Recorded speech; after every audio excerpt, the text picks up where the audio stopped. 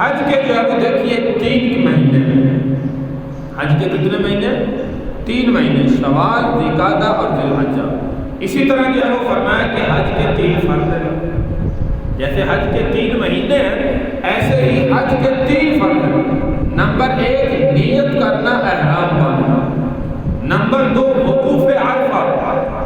اور نمبر 3 طواف زیارت. یہ حج کے جو ہے وہ 3 فرض کہلاتے ہیں. جیسے حج کے 3 مہینے ہیں ایسے ہی حج کے جو ہے وہ 3 فرض ہیں. اور اسی طرح حج کی یاد رکھیے 3 قسمیں. کتنی؟ 3 قسمیں. حج کی 3 قسمیں ہیں. جیسے حج کے 3 مہینے ہیں، 3 فرض ہیں، ایسے ہی حج کی 3 قسمیں: حج افراد، حج قران اور حج تمتع. اب جو ہے وہ یہ کہتے ہیں حج افراد کہا جاتا ہے کہ میقات سے حج پہ جانے والا مسلمان بندہ صرف حج کا احرام باندھے، اس کو حج افراد کہا جاتا ہے.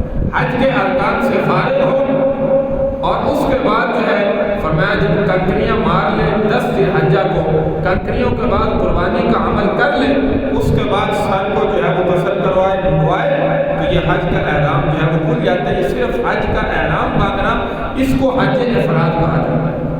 دوسری قسم ہے حج قران، جو پیارے پیغمبر صلی اللہ علیہ وسلم نے زندگی میں صرف ایک ہی حج فرمایا، وہ حج قران تھا. حج قران کس کو کہا جاتا ہے کہ میقات سے حاجی بندہ جو ہے وہ حج اور عمرے کا دونوں کا اکٹھا احرام باندھے، اس کو حج قران کہا جاتا ہے.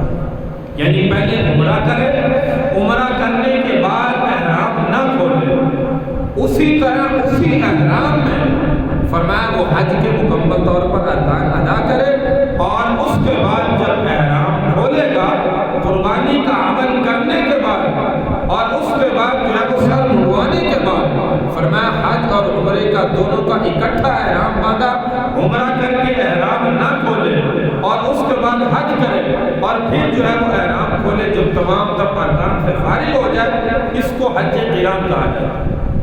اور تیسری قسم ہے حج تمتع. حج تمتع کہتے ہیں کہ پہلے مسلمان جو ہے وہ عمرہ کی نیت کرے، عمرہ کرنے کے بعد احرام کھول دے، پابندیوں سے فارغ ہو گیا، آزاد ہو گیا.